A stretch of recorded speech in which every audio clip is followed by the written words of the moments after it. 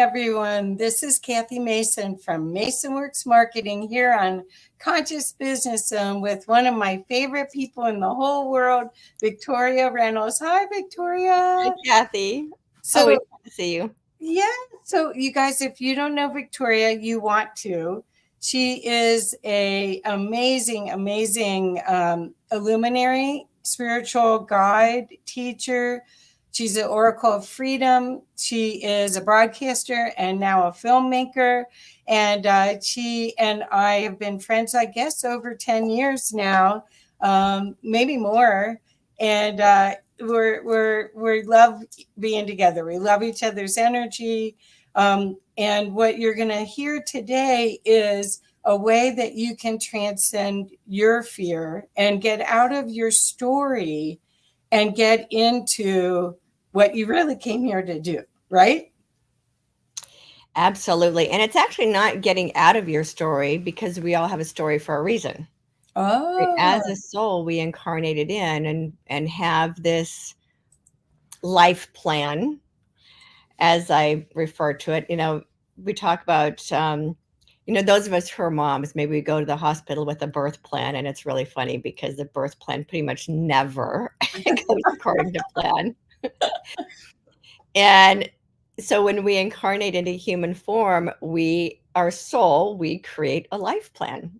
And so when it feels like things aren't going according to plan, they still kind of are. We have our expectations of how we want things to play out. But as a soul, we've created experiences. There are experiences we want to have, and there are people we want to reconnect with. So if you imagine before incarnating into these particular avatars, we said to our friends, hey, when we get down there, let's hook up, let's find each other. And so that's part of the conundrum, the challenge as well. This is, the great human experience is one of the most difficult experiences in the universe. If you think of it like a video game, it is a really, really difficult game to play. And yet our souls knew that as we incarnated into these avatars, that it was going to be a challenge. The greatest challenge, of course, is to see if we can find the loving truth of who we are within the fear, because we have been living in a fear-based reality for many thousands of years, and to see if we can remember how to find our light within the darkness. And so many people say, oh, I hate this earth experience. I hate the darkness. I hate the people that are causing the darkness. And don't even realize that in feeding those energies into the darkness, they're actually propagating it. And so one of the most difficult things to do is to learn how to look at our story. And our story was part of our life plan, right? We planned who our parents were going to be, and we planned what community, or what, in my case, I was born into this fundamentalist polygamous doomsday cult in Montana. And I remember when I was a little girl being told that God had put me there, and God had chosen my parents, and God had chosen, because I was one of God's most chosen children, had chosen me to live in this environment. And I talk about egotistical, right? Thinking that we were more chosen than anyone else. And so I remember thinking when I was little that God was just this mean, scary man like my dad, and how horrible he was for putting me in this environment I grew up into. And then I realized one day, about 10 years ago, that I put myself there. I wrote a game plan for myself, a life plan of what family I wanted to be born into, because I knew they would give me the experiences I wanted to experience, the environment that I was born into, because I knew it was going to give me the experiences I needed to experience. So we have an overall life plan, our soul's purpose for this particular incarnation. So for me to be able to be of the highest purpose I'm here to be, which is in service to humanity, I had to be born into an environment that cultivated all of the lessons I needed to learn in order to be who I'm here to be. So it isn't about getting past our story. It's about looking at our story and transmuting it, and digging into it, and finding the gems, the learning lessons, the gifts of the story. And we all have really a heroic story. It's interesting because I'm working on a film project right now with a longtime friend of mine, Joseph Jacks. We met like you, Kathy, we met about 10, maybe longer. I think I met him in 2011. And we've kept in touch over the years, but in the last year, we talk almost every day because we're working on a film project together. And he's the one that introduced me to the hero's journey story formula. And a lot of stories in the film industry, a lot of people don't realize there are only basically 6 storylines that are used in the film industry.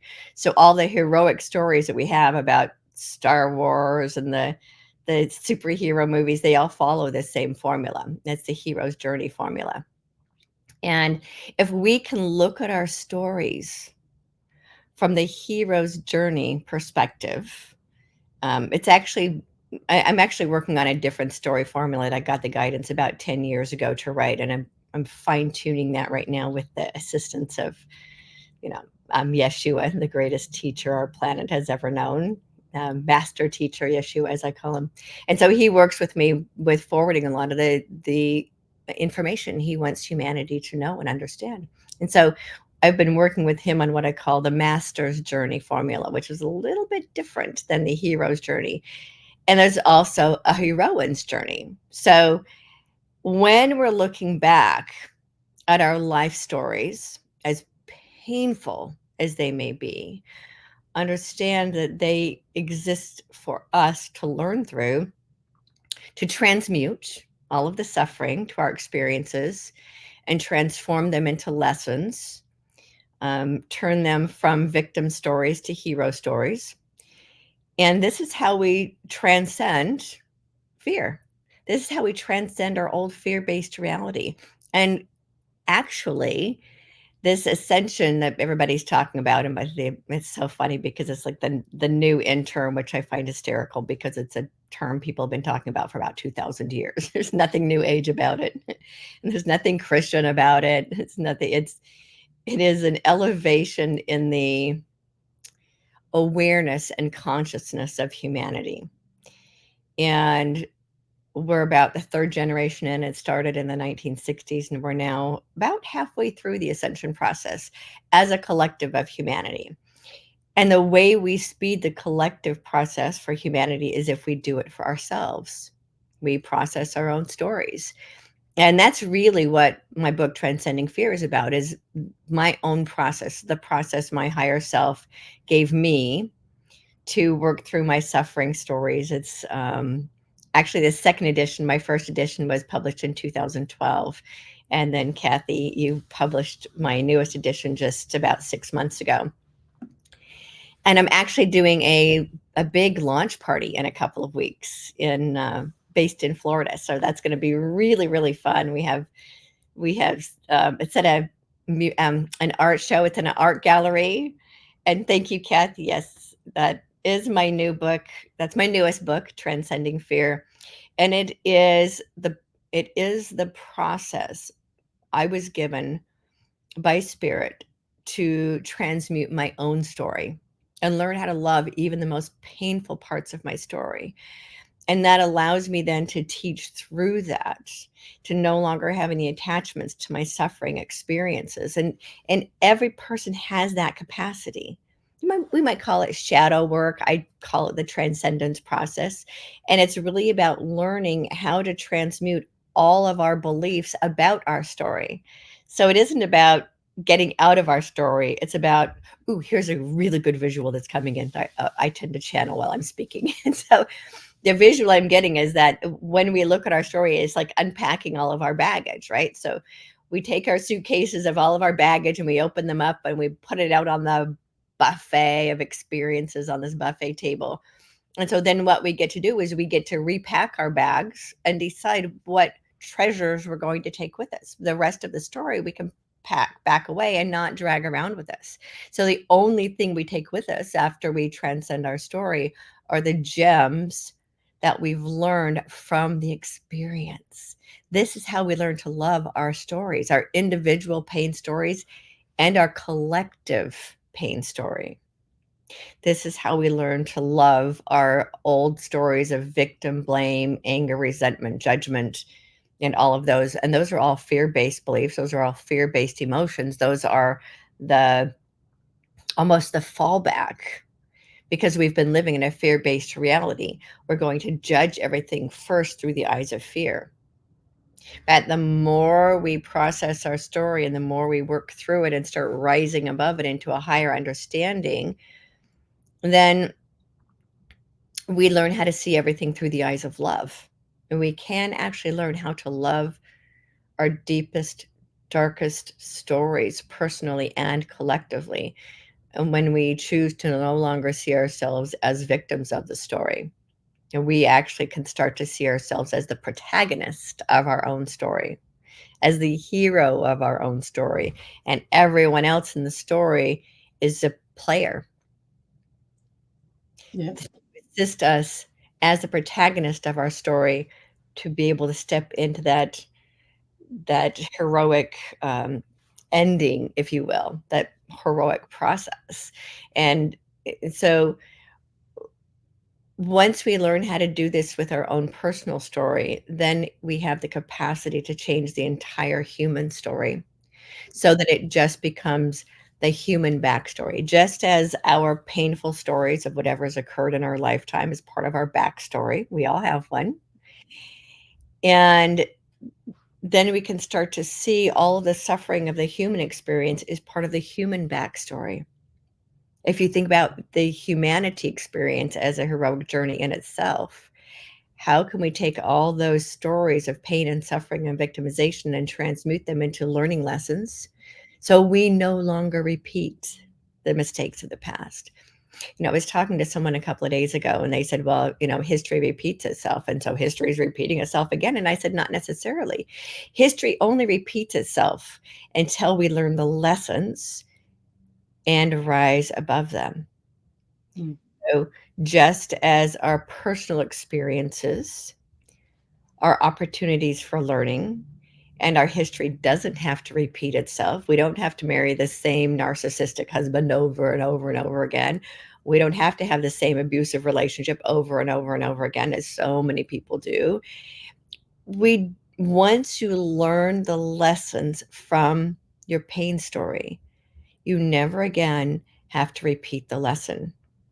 And this can even be through past lifetimes. If we have backstories from previous lifetimes, if we go into forgiveness and understanding and learn the gems from those stories, then we don't repeat them again. This is part of the karmic clearing we're all talking about.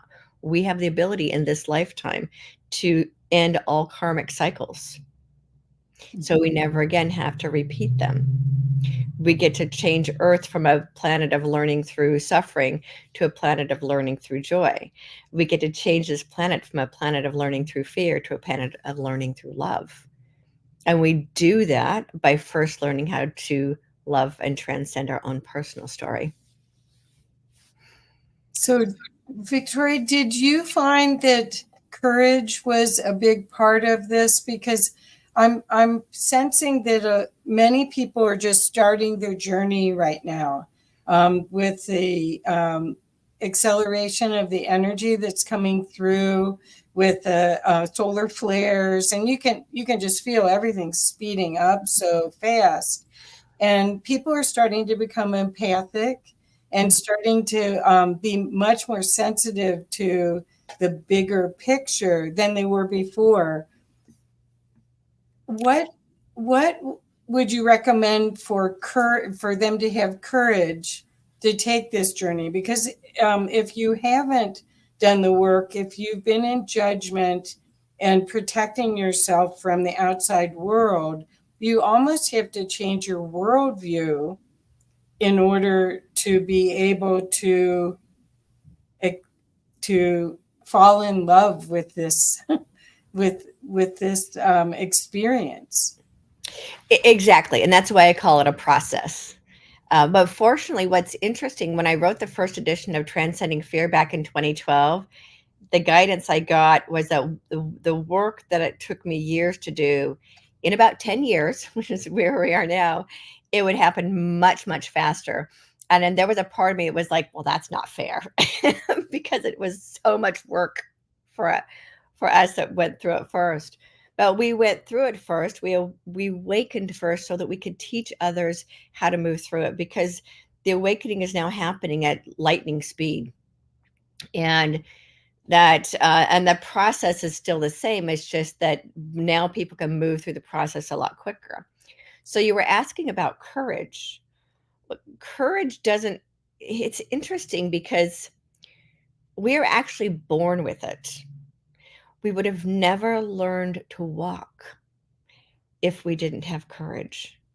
So when you look at a 1 year old, 10, 11 months old, and they're just learning how to walk, they they don't try it once and never do it again, because courage is actually built into the human experience.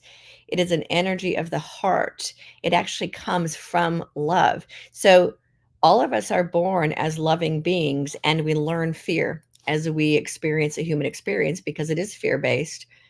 And all of that love we come in of starts to get downgraded because of the fear. So we all have courage. It's born with us. It's just a matter of reawakening it.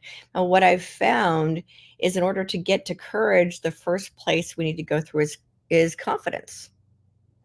So that's one of the things I'm seeing right now with humanity, because we are going through another breakdown before the breakthrough.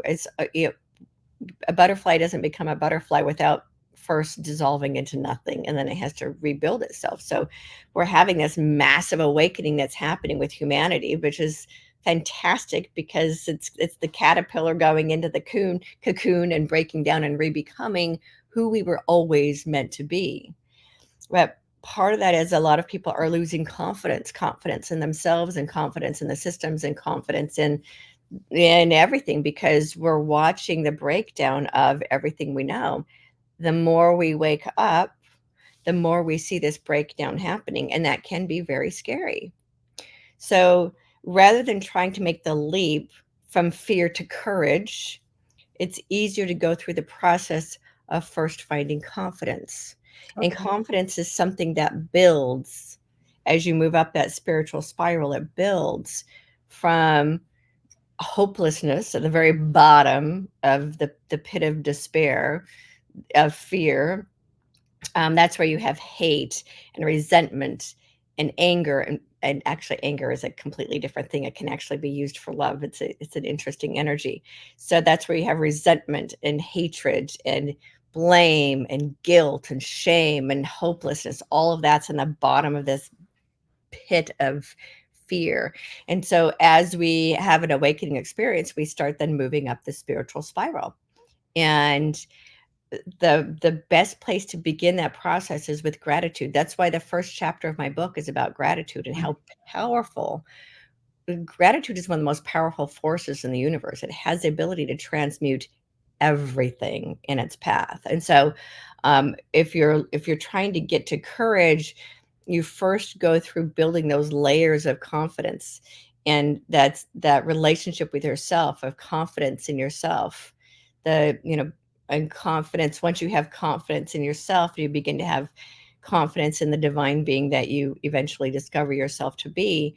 Then you're no longer concerned about what the outside world looks like, because you can walk through the outside world and know that you are untouchable. And as that confidence raises, the more you let go of fear-based beliefs, the higher the confidence raises, until eventually you get to the place where I have gotten to. I told myself at the beginning of 2023 I wanted to live my life completely free of fear. And so I had to let go of pretty much everything in order to get to the place of being completely free of fear. And when you're in complete, fearlessness is fearlessness. So getting to the place of absolute courage and absolute knowing requires less and less and less fear. That's beautiful. That's beautiful. I also have to say, I've watched you during this whole transition, and it's amazing to see the capacity that you have to connect up and bring in incredible wisdom and divine light for so many people. So you're such a gift, beautiful inside and out. And I want to say that, but I also want to say that what I've learned from you is trust, because I'm watching you do this. It's not just fearlessness. You totally trust your connection with source and the divine beings that are working with you, and your trust manifests everything in your life. That's another skill that a lot of us need to learn. Could you talk a little bit? Well, first I want to put that Bonnie Bird has been putting wonderful comments all along, and she put, the change begins within the heart. Once you release the fear and sadness, you begin to see the world through the love of God. Is that nice? It's Thanks, lovely. Yes. Bonnie. Thanks, Yeah. Bonnie. And Tristan's here and says, love you, family of light.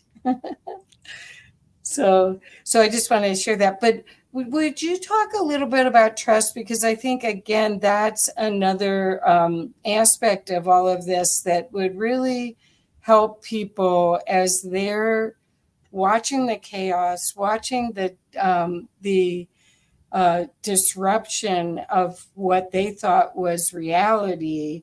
Right. During this change. The trust is really important as a guiding, as a compass. It really is. And one of the things I've discovered over the years is that self-trust, it's never really taught. And so it's one of the hardest things to begin to grasp, because we're taught how to trust everyone outside of ourselves, but not taught how to trust ourselves. Right. And so it's a skill that you learn to cultivate. So one of the things, just as a really, really simple explanation, when I talked about hopelessness and the bottom of despair, you have your layers of getting to this space where you live your life completely free of fear. And so you have hope. There's hopelessness, right? And then there's hope. And a lot of people get stuck in hope. I remember hearing about 10 years ago, there were actually people that were bad mouthing hope like it was a horrible thing. Of course, it's ridiculous. But what happens is a lot of people get stuck in hope. So you have hopelessness, and then you have this spark of hope. And hope has the ability to spark you up that spiritual spiral. And as long as you don't stay stuck in that. So there's that, you're no longer in complete hopelessness. Now you've had this spark of divine hope. It sparks new life into you. But what happens is people get stuck at, I hope things get better. I hope my life turns out. I hope the economy doesn't fall apart. I hope we get a better president. I hope, right? So they get stuck in hope and don't move beyond that. And when you live your life just in hope, it doesn't actually, it's kind of like a stalemate. It doesn't actually create forward progress. It keeps you from falling back into despair, but it doesn't, it opens up the potential for fearlessness. So above hope is faith. And I'm actually working on an acronym for faith, because I'm going to do some interviews, but I haven't quite figured out what it is. But it's like fearlessness and inspiration and thoughtfulness and harmony. So I think maybe this is a place where people come up with their own acronym for faith. There's a misperception that faith is a religious thing. It's not at all. It's just that religion kind of hijacked it and tried to own it for itself. And faith is really about fearlessness within yourself, and having faith in yourself, and having faith in the process, and having faith in the truth that there are no mistakes. All of it is part of your personal divine plan, and a plan for the human experience. So I want to actually go back to plan for a second. So, all of our religiosities talk about God's plan. Well, the masculine aspect of God, creator, source, divine love, creates the plans and strategizing and the doing and the action. The feminine part, mother, creator aspect of source God, is the loving, nurturing, growing, creative part of our universal experience. It's just that the mother aspect of creator has been our but basically our patriarchy acted like mama creator doesn't exist. So because of that, humanity is kind of stuck. They got stuck as far as faith in their religion, but can't get past that because religion has set itself up as a middleman between humanity and the creator. And so we need to embrace the concept of faith, but embrace it as a concept of self-faith, faith in ourselves, faith in our families, faith in the team of light that's working with us, faith in the divine, understanding that divine love through us makes all things possible. God works through each of us in our faith in ourselves as divine creators. And so when we start having faith in ourselves, that's when confidence starts showing up again, because confidence and faith go hand in hand. They're basically another, confidence really is kind of another word for faith. But then people can also get stuck in faith. So there's hope, then there's faith. I have faith in myself. I have faith in my family. I have faith that God's going to come and rescue me. I have faith in the prince on the white horse that's going to come to the rescue. So, but a lot of times people think of faith as something that's external. If we can take faith and turn it internal, then it can start to transform our story. Above faith is trust. And when you get to trust, it dissipates doubt. So doubt is like the opposite of trust. When we get to trust, it's like, I have no doubt that life is working for me. I live my life free of doubt. Doubt is the killer of dreams. So it doesn't matter how big and how wonderful your dreams, if you feed doubt to it, it will kill it. It is a disease on the field of creation. And so that's why it's really, really important that you don't share your dreams with people who might also feed you their doubt, because their doubt can actually kill your dreams too. So when you go into trust, I trust that all my needs are met. I trust that I am on the right path and I am being guided, directed, and protected. I trust that all my needs are met. I trust that I am being supported by the universe. And when you get to that space of trust, life becomes really beautiful. And there's no longer a fear of making mistakes. Of course, the entire concept of sin completely disappears, because you just understand that what religions have called sin is actually just it actually really just means mistake. It's like shooting the arrow and you miss the target the first time, you get to do a retake. So we make mistakes and then we get to retake. And when you get to trust, there's no longer fear of making a mistake, because whenever you shoot the arrow, it's going exactly where it was always meant to go. And you live your life in complete trust that you're on the path that you set forward for yourself, and that everything you need is actually on the path as you go. And it doesn't mean that life becomes perfect, because shift happens in every person's life. And sometimes the higher you go up that spiral, the lessons get a little bit more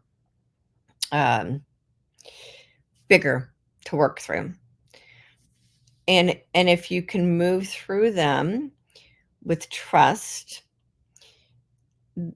in the divine, remembering that each of us are divine energy having a human experience. So all of us are divine. We're all connected directly to divine love working through us. Then doubt just disappears, because we know this is the path I'm on. And so again, I go back to this idea that people have. They want to make a leap. They want to leap from 3D to 5D.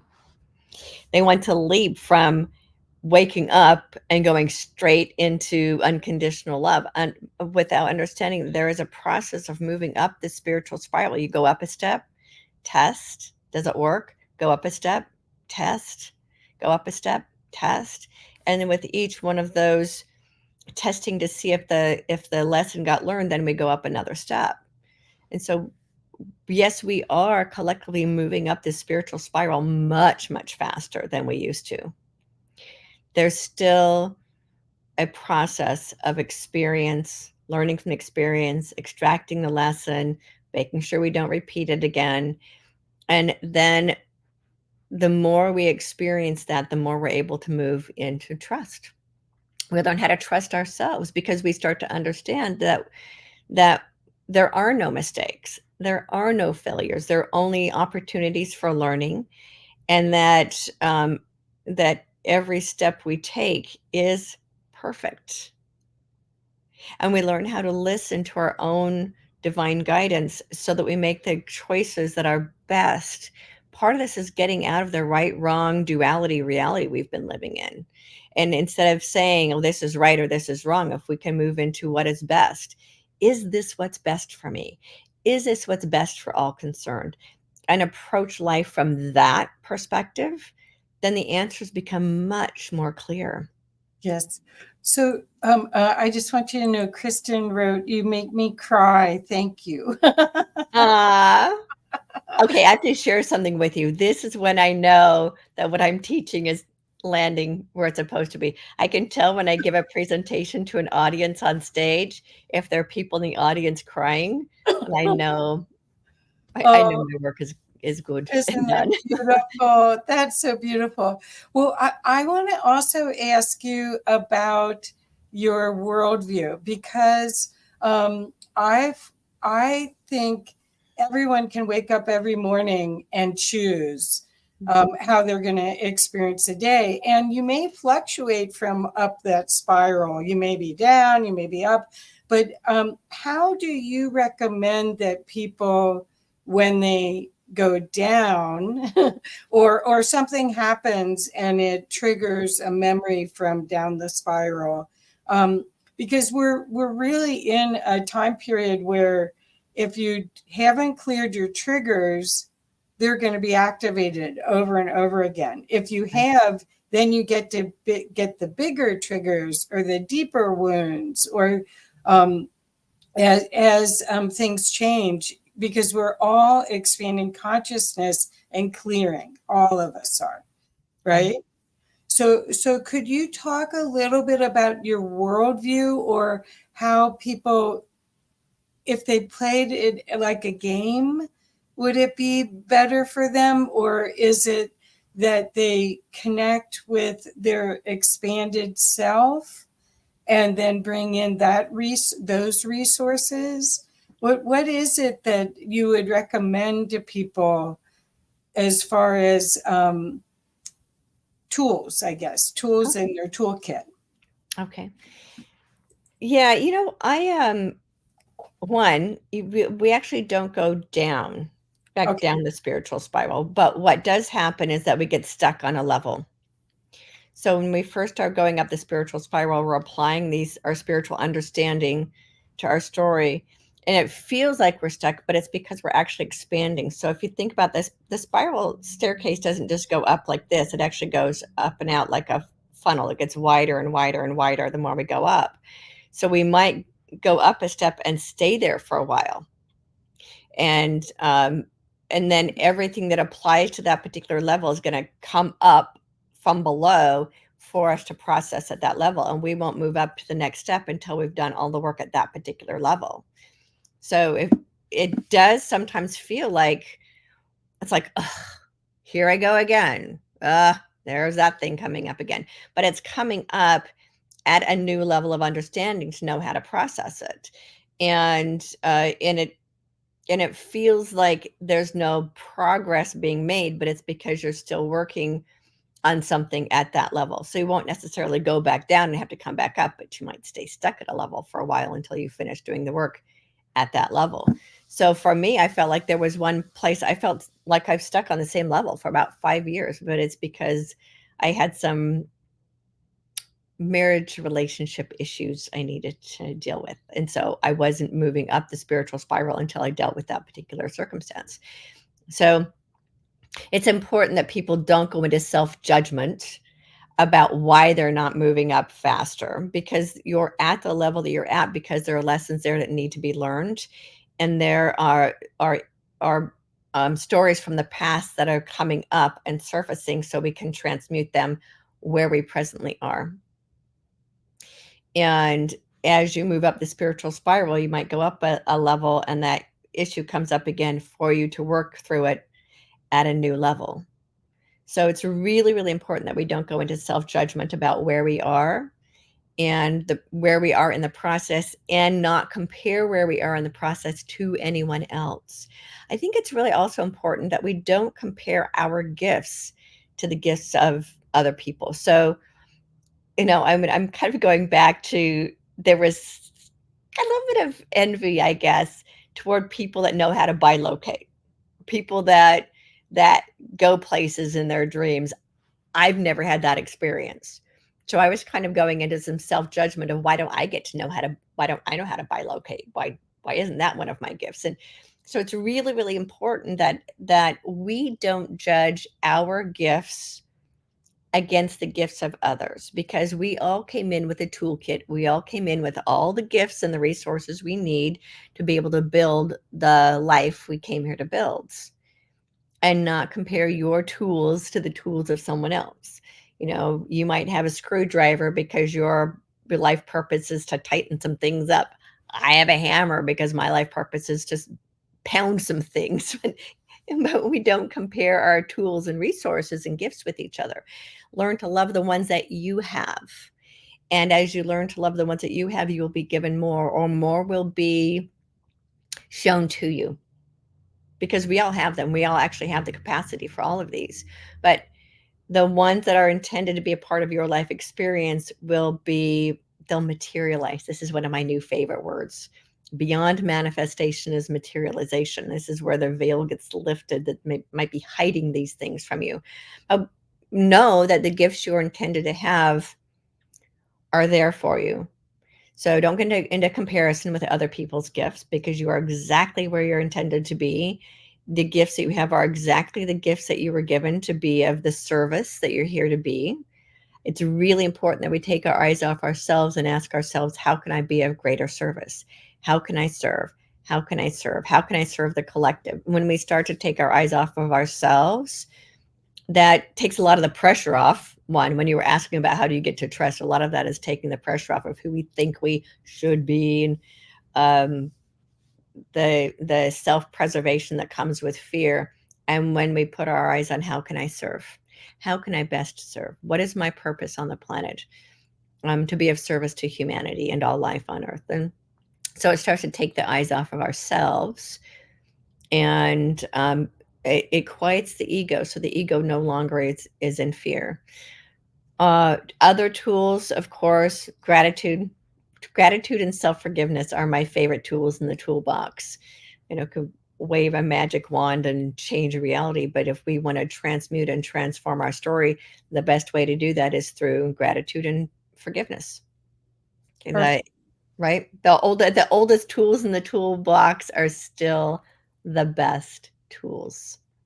Okay, so you mentioned about service to others, but I wanted to ask about self-love, because a lot of what we're talking about by doing the transcendence process and reading your book and transcending fear is about loving yourself enough to want to have this incredible experience of life in an expanded way. So we may be having this wonderful experience of life in a retracted way that does not allow us to be creative and enjoy it.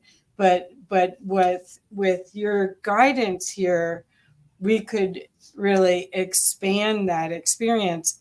But in my knowing, I think self-love is part of this whole, you have to choose you at some point. And especially as women, we choose everybody else. We take care of everybody else, right? I mean, you're a mom. I'm a mom. I'm a grandma now. Again. Again. Yeah, but I don't know how many times she's going to do that. But anyway, but all I'm saying is, could you talk a little bit about self love, because I really feel it's totally misunderstood. Absolutely. Yeah.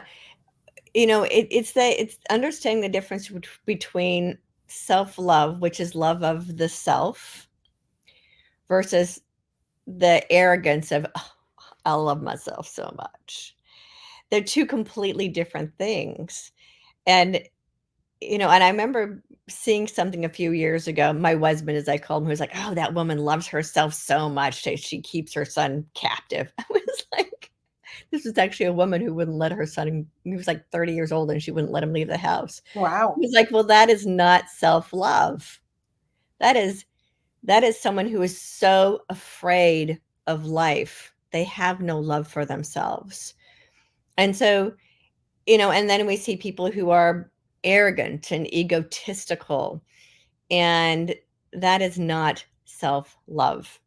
Those are people who don't genuinely love themselves, and they are constantly looking for validation outside of themselves because they don't have that deep love for themselves. So self-love is loving the the divine being that you are, and um and loving who you were created to be, and having such a beautiful loving relationship with yourself that when you give from this wholeness, your own holiness of who you know yourself to be, that when you give from that wholeness, you give from your overflow. So when you give from a full heart and you give to others, it never depletes one drop of you. So this is why we have to love ourselves first, fill ourselves up first, or put the mask on yourself first when you're flying in an airplane, not when you're going to the grocery store. If we fill ourselves up and love who we are as divine love, having a human experience, love that divine wholeness that we are, and give from that, then we don't overgive because we know how to love ourselves first. Self-honor, self-respect, self-forgiveness, self-awareness, self-consciousness, not to be confused with a person who's self-conscious. Self-consciousness.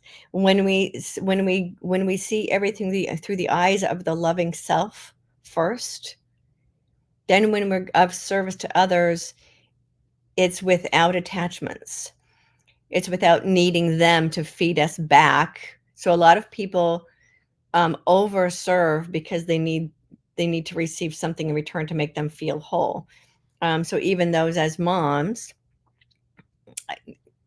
part of it for me was about 5 years ago. I saw my teenagers with pacifiers in their mouths and realized that I was still over mothering them. But I think there's a difference of being of service to others at our own expense, and being of service to others because we have more than enough to give from our own full loving heart. So it doesn't deplete us when we give to others. It actually keeps that overflow. But we have to first love ourselves and give from that love. Otherwise, if we're giving and overgiving, it ends up coming from resentment that other people don't appreciate us enough, other people don't love us back enough, other people aren't giving back as much as we give. Um, and so resentment is one of those fear-based beliefs I talk about. Right. And so we really have to go into this space of loving who we are, this divine being that we are. And then what happens as we do give, as we do serve, understanding there's a difference between service and servitude. Mhm. So if we're giving from I should give, or from over giving, from resentment of not receiving back what we give, and depletion, that is servitude. Mhm. When we give from a full heart and from our overflow, that is being of service. So I think it's really important that we take a look at, as we're giving, are we giving from a position of servitude, or are we giving from a position of service? Mhm. Well, those feelings have to be recognized, and that's the Absolutely. other part of what I think is happening with us waking up is we may have been kind of numbed out with reality, and everything's in divine timing in my knowing, but this is when you feel something's off, or you feel yourself not being in that heart space and giving and in the present moment. That's the other thing, is if you're in the present moment, all there is love, and the expression of that, it may come in all different forms, correct? Mm-hmm. But I think the feeling. So what about people that are just starting to wake up to their feelings? Like one of the people in our audience that said, Kristen said, "You make me cry." It's like an egg breaking open. They're just starting to crack open to that. Um, I'd like, if you could, talk about the feelings and the relinquishment, the feelings as a as a benefit rather than part of fear or pain. Right. Well, emotions are, oh, they're beautiful. It's energy in motion. It's so all of us are energy. It's an energy being experienced as emotion. And one of the things I want to share with people, as souls, one of the reasons we choose the human experience is because of the emotions. This particular design, the human design, has a range of emotions greater than other beings. So we get to experience this, woo, the highs and the lows that come with being human. And when you start to have this awakening experience, you start to recognize your emotions, that you're not just on a ship and you're being blown around on a ship. It's like you're now consciously on the ship and you're saying, wow, I'm feeling these emotions. They exist for a reason. And it's really important that you allow yourself to feel them, because as you feel them, then you can work through them. If you're angry, allow yourself to feel the anger and the grief and the sorrow and the beauty and the love and the laughter, and allow yourself to feel all of those extremes that come with being human. What's great about the awakening experience is that you then get to learn how to manage them. And you can feel the emotion, and then you can consciously, because once you wake up, you start living your life more consciously. You go from living life in an unconscious fear-based reality to choosing to live your life in a conscious, more loving reality. And the more of us that choose love, that's how we create an entire planet that's love-based, but we have to choose it first. Is then consciously looking at the emotions and asking ourselves, why am I feeling this? What's in it for me? Why am I experiencing this, and how can I manage this emotion, rather than stuffing it down? So part of people saying, well, my childhood doesn't bother me anymore. I stuffed it down, so it doesn't bother me anymore. But it's coming back up again for us to resolve it, to learn the lessons from it. And as we bring our stories up to look at, they can cause a full range of emotions. They can cause anger and um, initially initially, as you start to remember those experiences, you might feel all of the fear-based reactions that go with them, of blame and victimization and anger and resentment. And you know what? That's okay to feel those, and then ask yourself, how can I see this through the eyes of love? How can I see this through the eyes of love? And you start to take because your heart's being cracked open, and you're able to really feel things for the first time and see things in a way you couldn't see things before. It's like the veil has been lifted and you're suddenly seeing things that either didn't know existed or that you forgot existed. Allow yourself to feel those emotions, because you're feeling them because there's something in there for you to learn. And so you can ask yourself, how is this for me? And how can I use these emotions to transmute what's underlying in this story so that I no longer have any attachments to the suffering of the story? How can I see this through the eyes of love? And you had asked me earlier about the worldview. And it comes back to, how can I see what's happening in the world through the eyes of love? How is this happening for me? How is this happening for humanity? And when we can change our perspective and ask, how does this best serve me? How is this happening for me? How did this painful experience help make me a better person? And with genuine curiosity, why am I experiencing this emotion? Why am I having this experience? How can I use this to serve a better personal experience and collective experience? I think it's really important that people approach all of this through the I'm being reminded of the words of Yeshua, be like unto a child. If we can go into these experiences and these emotions and actually look at them through the curiosity and the wonderment of a child, and look at all of our emotions and our experiences through that spiritual curiosity of, how is this serving me? What are the lessons I can learn from it? How can I manage my emotions? And allow yourself to feel them. I got to tell you, Kathy, back in 2012, when I wrote that first edition of Transcending Fear and I was going through my own personal process, I had full on sobbing on the floor like a 2-year-old, anger just like boiling up inside of me, and then a really good hard cry that transmuted it into nothing.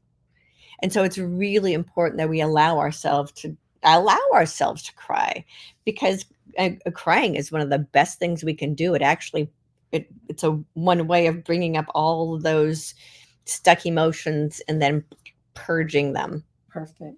Yes. So some people might go through their purging process in a scenario that looks more like the flu. You might purge coming out both ends, so to speak. Personally, I prefer crying. It gives me a nasty headache, but it's it's a much easier way to purge the old stuff from my system than having the ascension flu. Oh my gosh.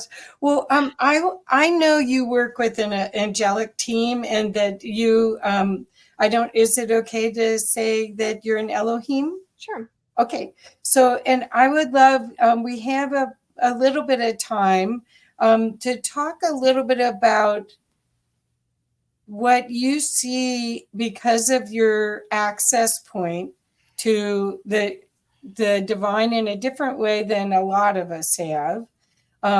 Could you talk a little bit about I'm putting a positive spin on it, so I shouldn't, but the blessings that are on our way for this time period, because there's so much in the ethers about this changing time that isn't giving people the same message that you are, or that I hopefully am, that we're just almost there. We're almost to a different capability of living in peace, and living in peace within ourselves, and then expanding that out. And your work, I mean, this book is so fundamental for people. I'm sorry you can't see the title. There you go. Transcending Fear. Transcending Fear, and it's on Victoria's. It's on her website, and I'll put the link. The link has been shown, and I'll put it also in the description again. But I think everyone, no matter where they are on their journey, would benefit from reading your book. And then there's something about the energy in all of this that is a transmission as well, as far as I can see. But could you give us from what you're getting, because you're I think your access point is really going to help a lot of people love what's happening rather than be frightened of what's happening. Yeah, we're actually in the process of creating parallel realities. And the more of us who focus on the love-based ascension, betterment of humanity reality that's being created, the sooner we actually create it. So part of the issue I'm seeing is that too many people who are awake, or I should say aware of the corruption, are focusing on everything that's wrong with the world. We create what we focus on. So the more people who focus on what's wrong with the world and the technology that's attempting to control humanity, the systems that are all corrupt, the beings on the planet who are driving this corruption, and the reality they seek to create, the more people focus on that, they actually create it. Right. So it's really, really, really vital important that we say, I see what's going on over there, and I'm going to take all of my focus and put it over here on the parallel reality we're creating, which is all love, which is humanity lets go of competition and we're all in cooperation instead.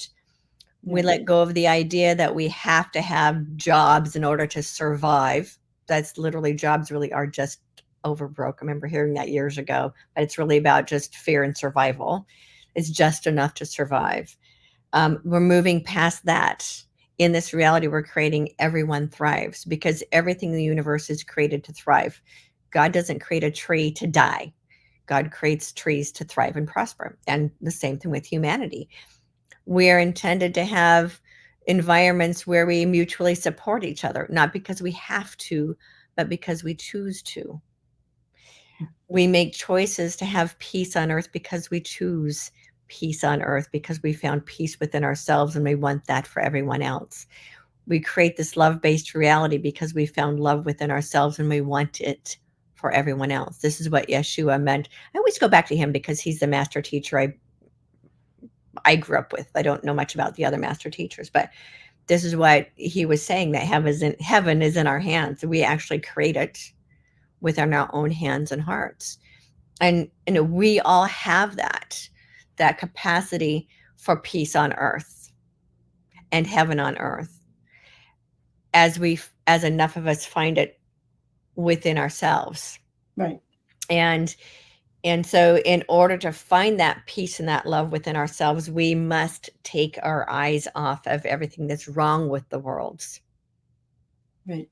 Right. And focus on everything that's right and going in the direction.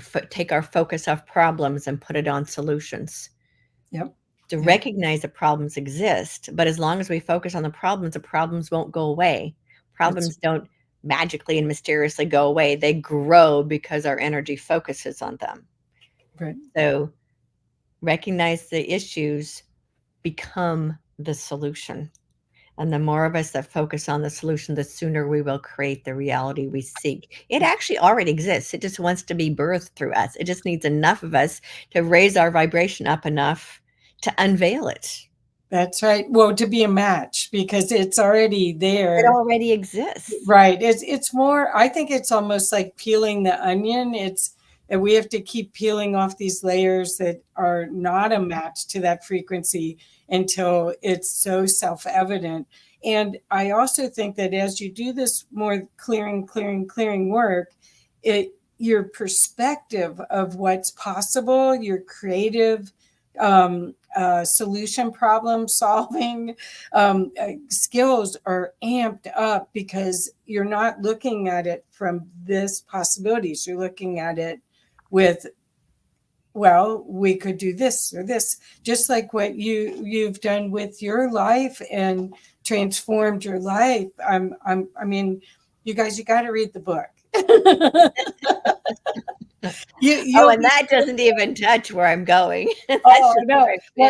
Yeah, and you got to read the book, go to Victoria's website and sign up. So yeah, how is the best way for them to keep following what you're doing on your new adventure and follow you?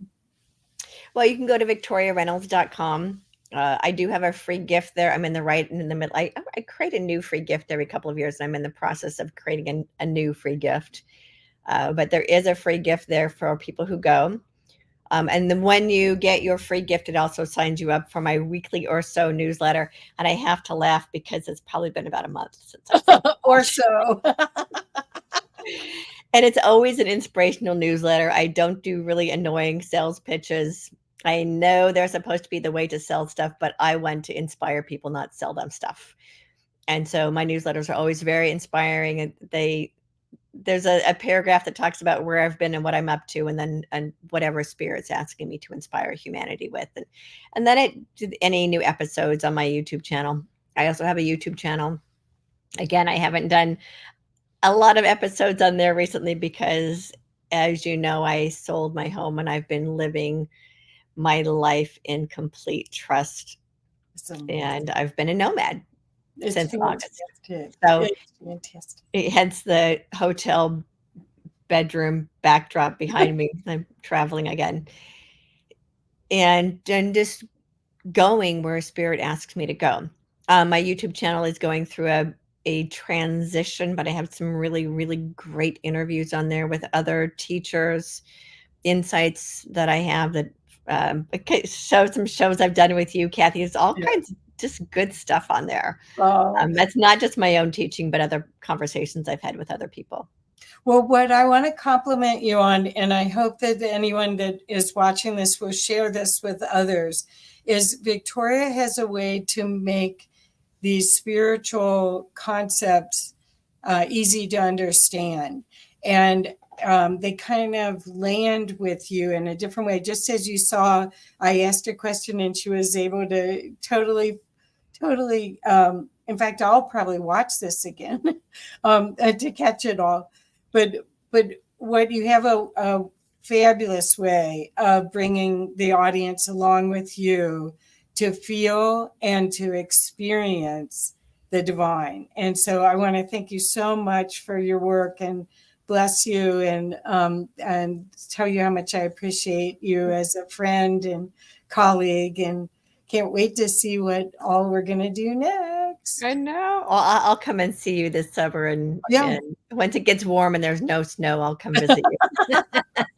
Okay, well, it's time for us to sign off, but thanks, you guys. Please share this. Know you're empowered beyond what you have any concept of. And read this book and you'll get a better feel for all of the ways that you can transmute anything that's in your way of being the divine being that you are. Yes. Thank you. Thank you, dear. Thank you. Bye-bye, everyone.